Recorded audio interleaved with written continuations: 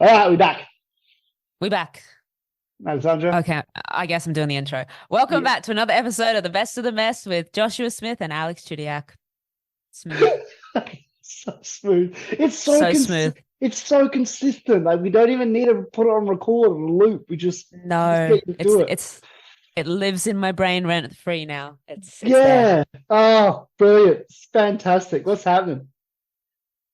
Well, since we just finished speaking 5 minutes ago, not a lot has happened. I've still not finished my cup of tea that I made prior to the recording of the first episode. Mhm, So getting through that one slowly. I was also trying to think, what are we going to talk about during this mhm. lovely next bit? Because we did the catch up. We did a catch up. So what are we diving into next? What bit of mess are we going through and clawing our way through to chat about? What are you thinking? Like there's something in my mind, and Okay. it's been really fascinating me recently. And it's old Okay. people. Old people. Old people, right? Okay. I did not think that this is where this was going, but continue. Please explain. Okay, so let me give you some Yeah. context. Let me give you some context. Right? As you know, I love Okay. to read, right? Love reading. Yes. Yeah. Currently reading a book called Being Mortal by Atul Gawande. Now, have you heard of it? I have not heard of it, but I want to read it now. I would highly recommend it. It Okay. is a book on end of life care for human beings and how Okay. society and how the medical system and how the structures that are in place are not really designed to give the best care and support for those people nearing end of life, like through old age. Hmm. Yeah. It talks more about the systems are designed and the institutions are designed to basically be beneficial more to society, be beneficial more to the institution and or the business, whatever, than it is to the Hmm. person. And with a few small changes, we can actually derive a lot more happiness and a lot more joy and give the people a lot more of a comforting exit from this world to the next one, just with a few small changes, right? It's super Okay. fascinating. It's super fascinating. And so I've been thinking about that a lot, right? Yeah. I think that a lot, and I've got a few old people in my life. Okay, now let me give some context. Right? Let me give some context because Okay. we're all old in our own sense. Like I'm Yep. talking those who are probably, let's say, 75 to 80 plus, um, Yep. still relatively cognitively, you know, um, aware, and Hmm. whose bodies are failing them. So physically failing them rather than mentally failing. Now, the mental side of things does happen, and cognitive decline is obviously going to occur, where different types of special care is required. This is Hmm. more so when your body's failing, your mind's active, and you still want to be able to have purpose in Yep. your life. And it's just been really fascinating me lately, just thinking about the ways in which human beings think of passing and think of death and think Okay. of then taking it back one step from that, how like our end of timeline, right? When our timeline starts Yep. to end, um, and being like aware of it and then being okay with it or being not Mhm. okay with it, or what's that mentality or mindset behind it. And it's just been like just sitting in like my brain, just mulling everything things over, like and from that like extrapolate that out to everything, how we think about death as a whole, how we celebrate it and or commiserate it, how we then Yep. celebrate and or commiserate people in life, and all these things. There's all these threads I've just been like pulling on in my own spare time in my brain. So I thought, why not? Let's just go here. Yeah. How's that? 100%. Well, I'm interested to know, what was your relationship with death prior to reading this book?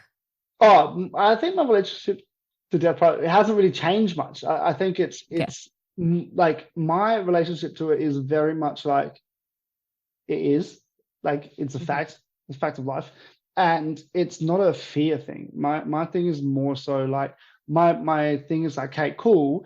If this is a fact, no, hey, sorry, this is a fact. So therefore, how are you living? It's that Hmm. it's that flip. Um, and to give you a real brief understanding of that, I used to walk around with a note in my wallet. Have I told you this before? No.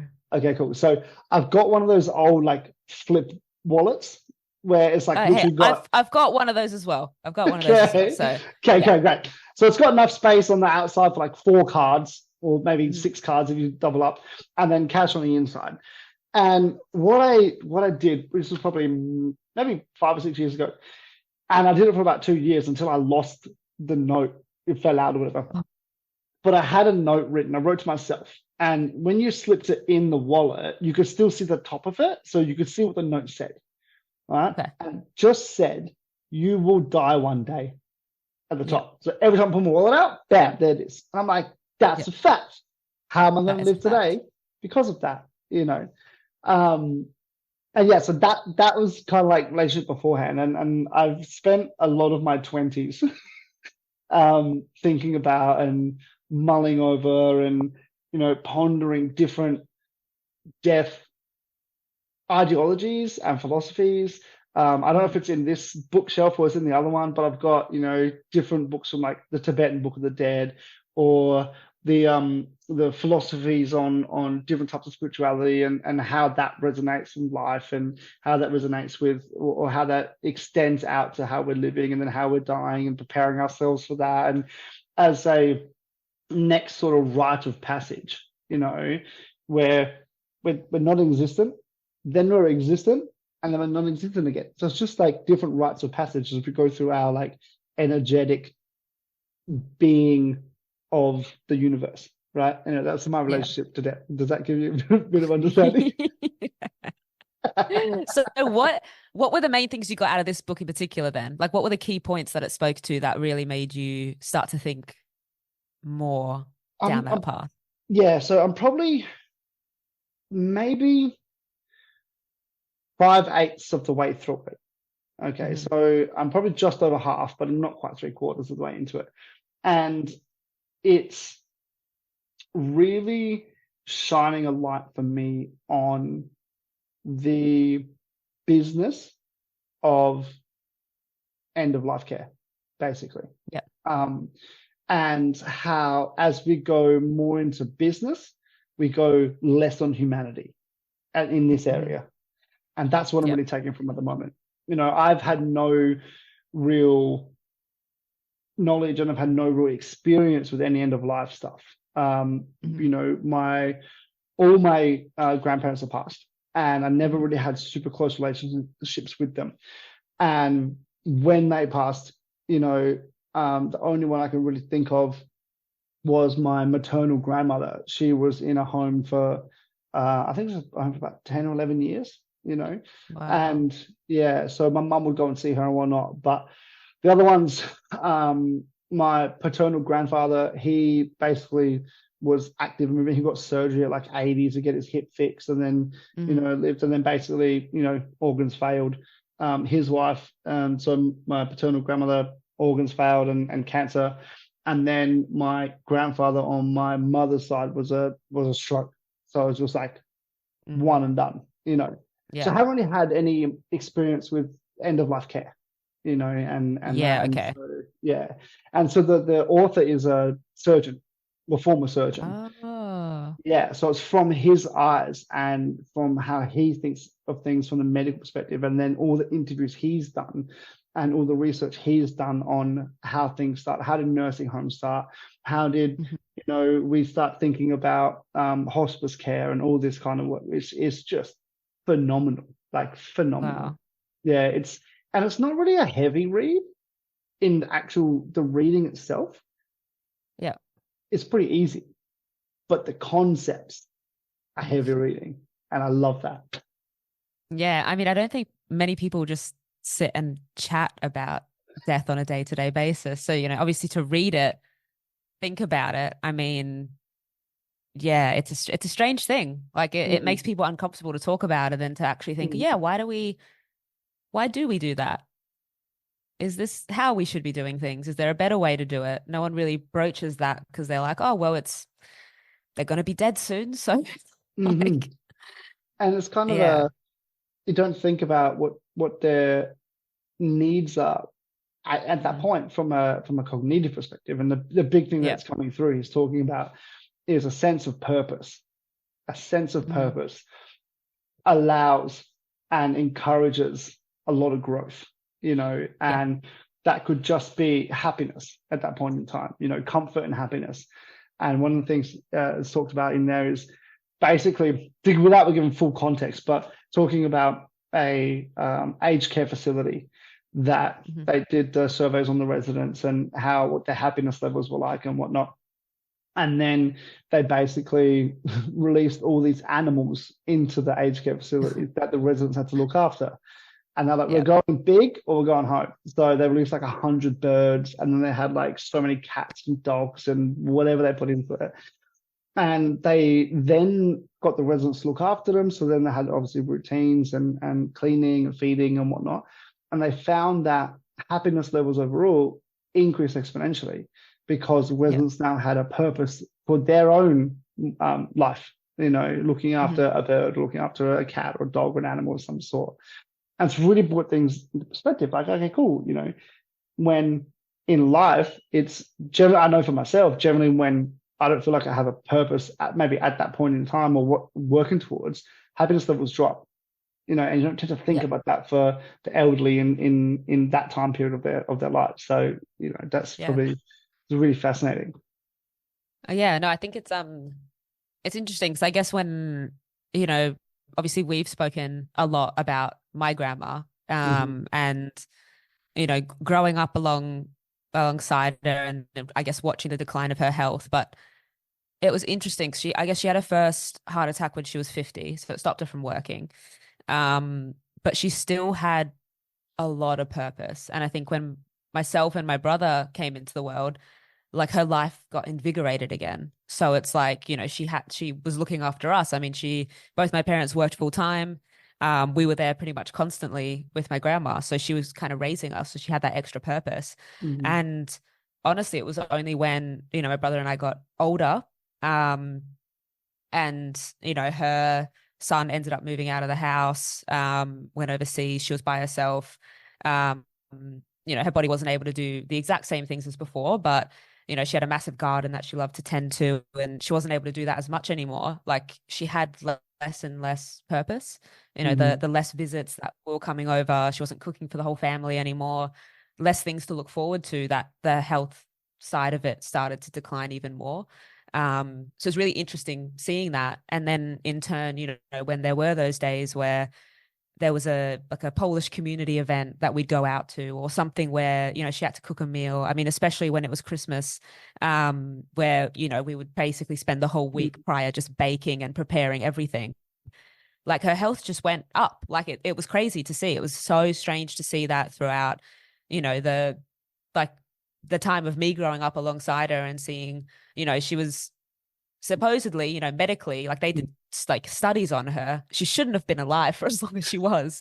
Um, but I genuinely think, her having a purpose instead of being isolated by herself, Hmm. surrounded by no family, and just being sat there to kind of think about all of this, um, it made a massive difference in her and those around her. And, it's like it's still tough to speak about because I miss her so much, and I do wish that she was still with us here today, and like I could speak to her as an adult instead of a weird 18-year-old going through the weird things 18-year-olds go through.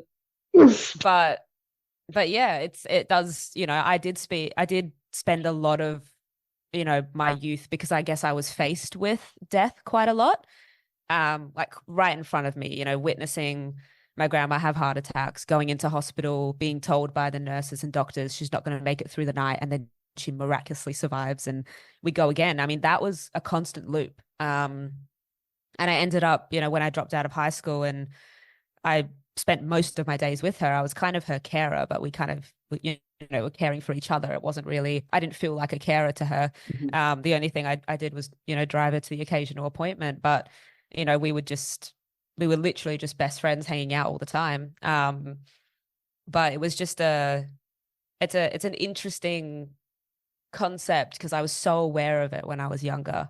I was like, I know that she'll pass away. And I was so scared of it. Like, so scared of knowing that she was going to pass away. I was scared of getting close to her because she was a little bit older.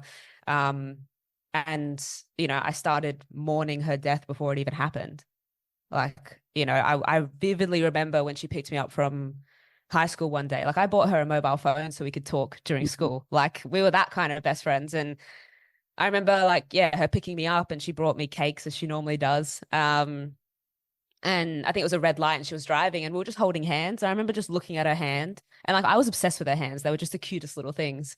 But I just remember vividly thinking, like I don't know how many more times I'm gonna get to do this, Mm-hmm. get to be with you in this situation. And, watching Bold and the Beautiful together, like when for all the Bold and the Beautiful fans out there, when Stephanie Forrester passed away, my grandma and I were watching it together, and it was like it was a big deal for both of us because it was her granddaughter was with her as well, and it was just like it was a realization to both of us. We were just sat there crying, like Oh, we're not going to wow. get this for much longer. So I was always hyper aware even back then, and it was terrifying and it was really, really tough. And I think when she finally did pass, I was able to, I mean, look, very depressed, but I was able to accept it a lot quicker because I guess how open we were about it. Like she knew she would talk about going on a holiday all the time and that we'd meet each other again. So it's not a Mm-hmm. problem. So, death was a conversation. And I guess that's why we spoke about it a lot. But, now not having that many, quote unquote old people Mm-hmm. in my life around it, you're not faced with it all the time. And it's only, in glimpses of books when you're reading or TV shows when you see a tragedy, it like sparks you back into that. And Mm-hmm. so sometimes, if there's an old person that dies in a movie, like I'll be sitting on the couch and I will just start bawling my eyes out, and Aaron will be like, "What the fuck is going on?" And like it just relates straight back to that because I know the Mm-hmm. feeling. Um, and then you get into like a bit of a phase for a couple of days where you start thinking about yourself and those around you and your parents and everything, and that the feelings you were going through that in that time. But it's weird because we all, I think especially a lot of people, our age, we're just like, yeah, we've got time, don't have to worry about it. But Mm-hmm. we don't actually know how much time we have. So Exactly. One thing you said yeah, then is really interesting to me is you said you think you probably started mourning her death before she'd actually passed. yeah. Can you elaborate on that a bit more, if you're comfortable to? I remember writing about it as well.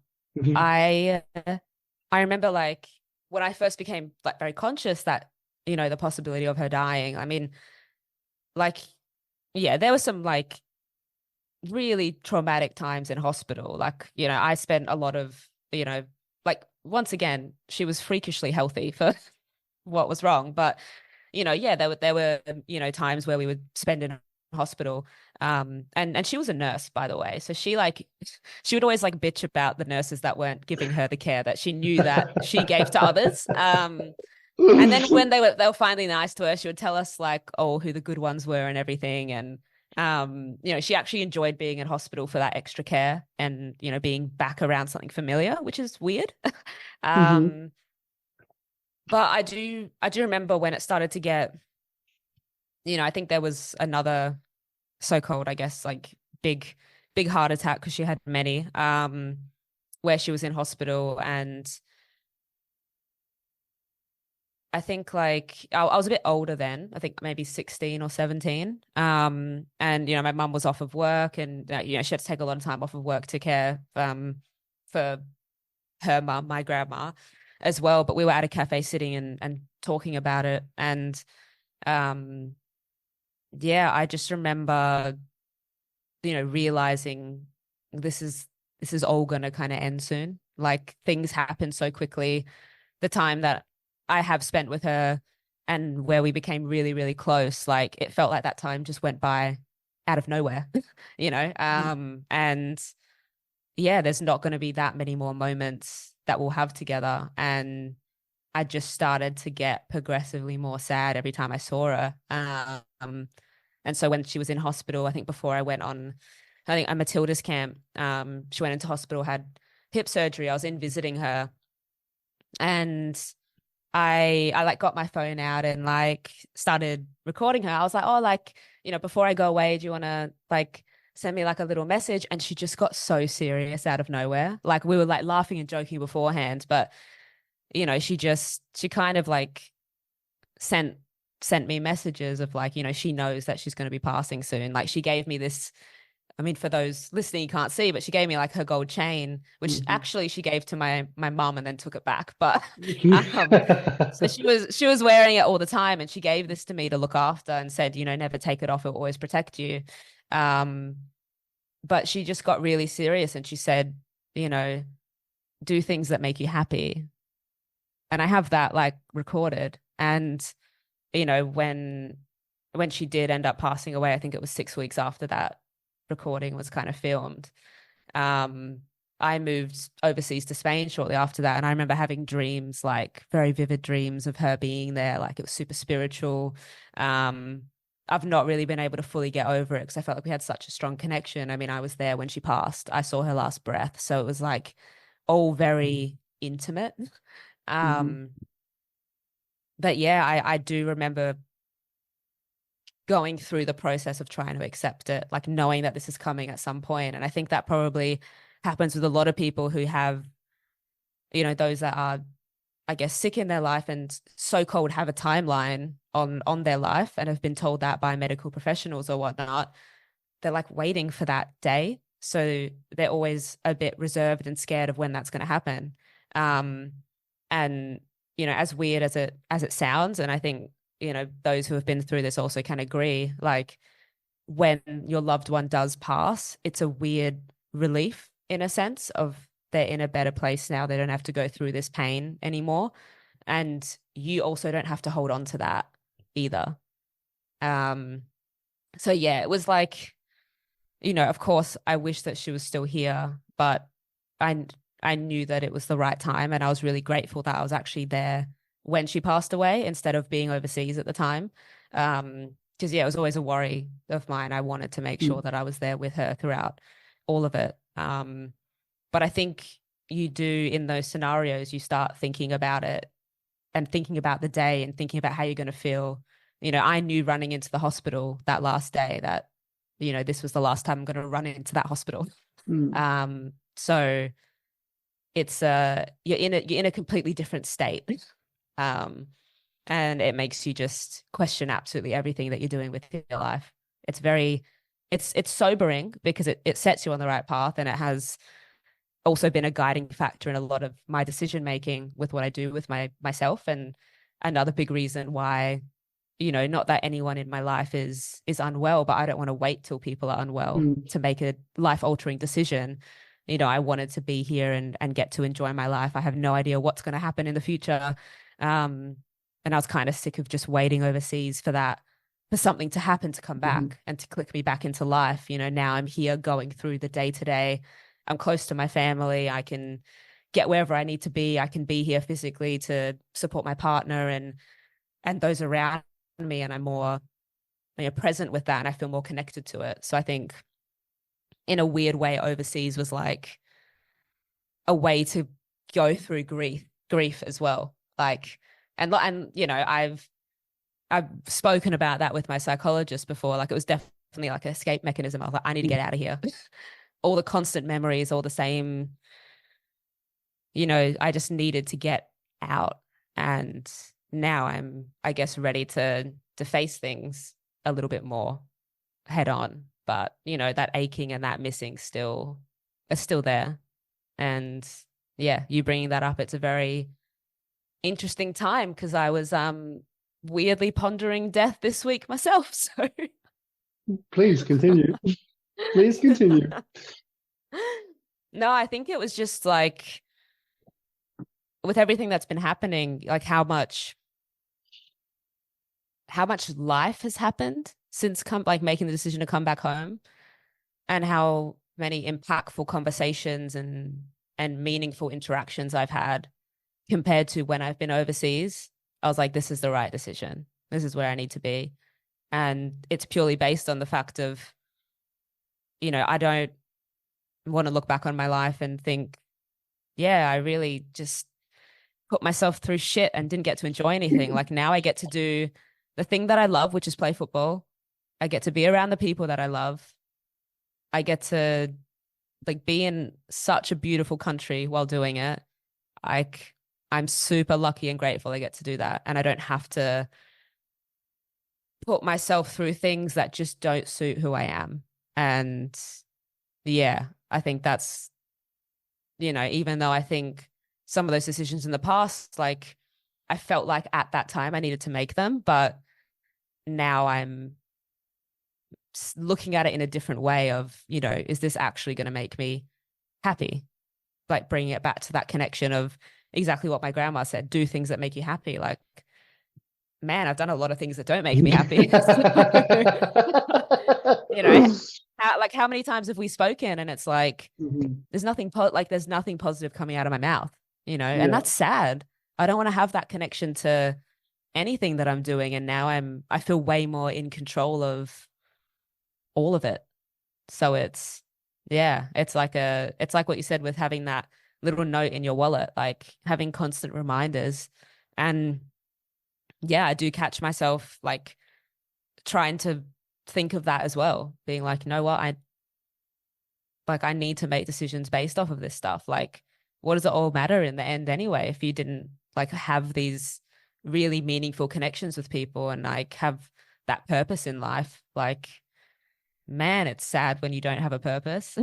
And that's for everyone. And I wish that, I hope for all the people that are coming towards the end of their life, they do have some sort of a purpose and have people around them that continue to feed into that and help them in whatever way to be able to go through that. Because, I think that my grandma had a pretty decent, end to her life apart from the health stuff, but she had people that loved her so much and she was, getting to do some really cool things towards the end of her life as well. So I like old people. They're cute. So much in that. Thank you for sharing so much. I kind of knew that you weren't prepared for this because I hadn't told you what I've been reading lately. There's so much in that. There's so much in that. And you mentioned that you have those recordings of your grandma. Yeah. Do you ever reflect on them or go back over them at all? I did a lot when I was in Spain and I would write about it and just cry. I mean, it's literally as soon as I said the words, because we're joking around before in the video, and then as soon as I read, like, oh, like, do you want like send a little message to me? Her face just changed. Like, it's like she knew. She knew that I would be like needing this and holding on to it. So yeah, I do reflect on it. I reflect on the things that I wrote during that time, and it was a difficult time for all of us in the family. We all processed that death very differently. But yeah, I think it's,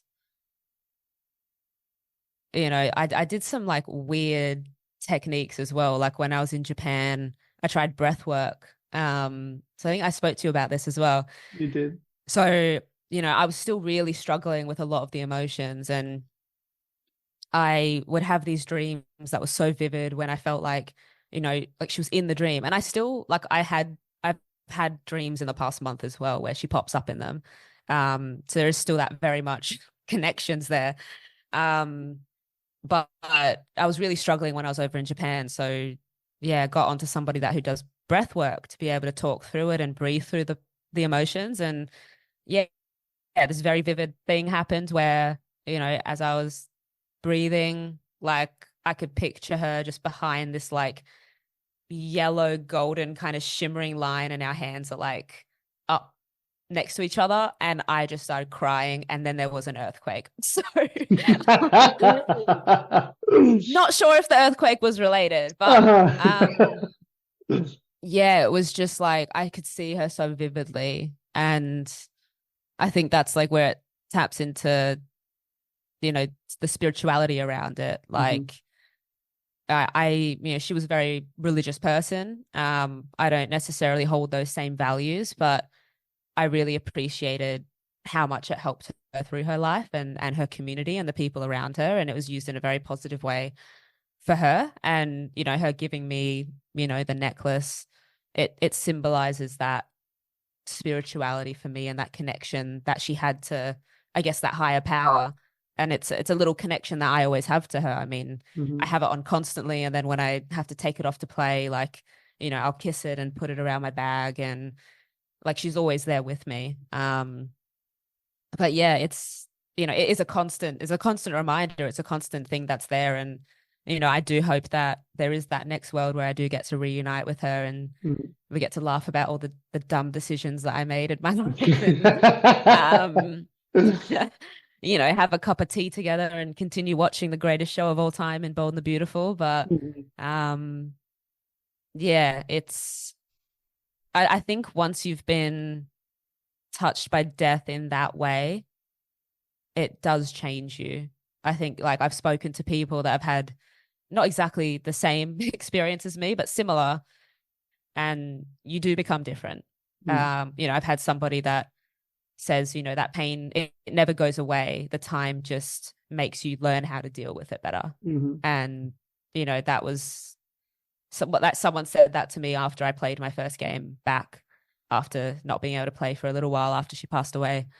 Um, and I mean, it's true, it doesn't go away. You find your ways to deal with it. Um, and I guess, yeah, I mean, I'm still finding ways to deal with it as of now. Um, but it's a process, and it's a thing that I think people should ponder. We shouldn't ignore it. Like you said, death is inevitable, unfortunately. And it's a hard topic to speak about, but it also helps you refocus your own life and what you're doing with it, because this isn't infinite. We don't have unlimited time, even though probably a bunch of rich people are trying to make it that they do have all the time in the world. But you know, but yeah, I think that it is a guiding force in my life now. I don't know about you, after reading some of these books, making you think differently as well, and to those people around you. But yeah, Mm. what are your? Mine's I mean, it's mine. already been part of you, but Yeah, it's really fascinating to me in part of what you're saying in correlation to in regards to our acceptance of and conversations that are being had or they're not being had.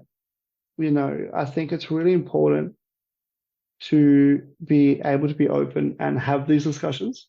And what I found and what I found to happen is like we kind of avoid the discussions with people at that in those time periods. That you've said you had those discussions with your grandma about these things, and I'm almost 100% certain that my parents really never had those discussions, nor had the time to with their parents. And I do feel that it's important to have, and the the avoidance of it adds to the fear, you know. mhm. And how we go about having these discussions is a very interesting thing. And circumstances come up that can facilitate them, or circumstances happen where we can't, as in my mother's father, my grandfather on maternal side. You know, I was out with a friend of mine a week and a half ago, and her husband's father recently passed and had a terminal illness, I think, for multiple years, and was very open with the discussions on his passing, very open with what the situation was going to be, how he wanted things to go, what it was going to be like afterwards. And, the her and her husband felt very comfortable with what was going to happen, his inevitability and in what time period. Doesn't make it easier, obviously, when it happens and you experience a loss. I found that so refreshing, and I found it so powerful with the frankness that she could speak about this situation that had happened, and how the family has then, or her side of the family has then sort of come together after that to sort of support and work through this phase. What I found interesting as well was that at the time that the her father-in-law, husband's father, would have the discussions with them about his inevitability, his wife would leave the room and couldn't, or wasn't able to deal with it. Now, we'll have our own process for dealing with things, or not dealing with, or avoiding and whatnot as we need to. I've found that very interesting to then see, or to then hear about what's happened afterwards, and how different people have processed the death differently. And I think that I always like to take things up to a societal level. You obviously got the individual, then you've got like a pairing, and then you've got the family, and then you go out community, and etc. And I really feel like from a societal perspective, if more people were able to have those types of conversations and those types of discussions on these things, which are inevitabilities, and they're important because it affects everyone around you, then there'll be a lot less, I want to say, emotional dysregulation, for lack of a better word. I felt there'll be a lot less of that, because it would be more conscious. We'd be more conscious of it throughout our days, and more present to the idea that, does this really matter? Does me yelling at you in the supermarket because you've spilled some milk on my foot matter? I don't know why I came up with that analogy, but Yeah, I don't want interesting. different one. I'm just looking at my Yeah. fridge. I'm like, there's my fridge, You're milk in there. like, yep. You know what I mean? But like the little things that come up that anger us, or at work, or anger or sadness, or whatever the dysregulation might be, would we have as much high and as much low if we were consciously aware and we're always front of mind that, hang on, at the end of the day, there's more important things, like how are we creating connection? How are we facilitating our, family bonds? And how are we, becoming self-aware? And how are we expressing ourselves? All these kinds of things that come up, always think about this, which is why it's really interesting hearing your conversation, or your conversations with your grandma, and your discussions. Obviously, I was around and I knew kind of how that was going, at the time, and what you were doing to sort of process it. And it's really important, I think, to do that. Like you said, the pain never goes away, and the loss, you never really can't get over the loss, because it's not there anymore. But yeah, the way I think about, and the way what I've sort of read about the way older civilizations and societies would accept death as a fundamental part, public sacrifice, of humans or of animals, the preparation process of a body for death, it's a very different mentality. It's a very different mindset to what we have now. And it was such at the forefront. I don't think you can think about it, if it was at the forefront of your society, right? You're not going to think about it in a way that's like, oh, fearing this and fearing that. And you're going to take more care with preparing people for that. And then you end up having a, more purposeful existence, because everyone's aware of it. Everyone's working towards something for someone or a certain group of people. And that's how I kind of think about these things. What a deep episode. Jeez, I wonder where the next one's going to take us. Yeah, we'll be back. We'll be back with another one very soon. For those listening, we hope we've given you some stuff to think about, to ponder in your own lives. Alex, thank you once again. Thank you for expressing yourself and being comfortable to speak about those things. Thank you for bringing this up. I didn't know it was something that I maybe needed to talk about again. So. We shall be back very soon. I'll continue my reading, and I will see you soon, friend. Bye. Bye.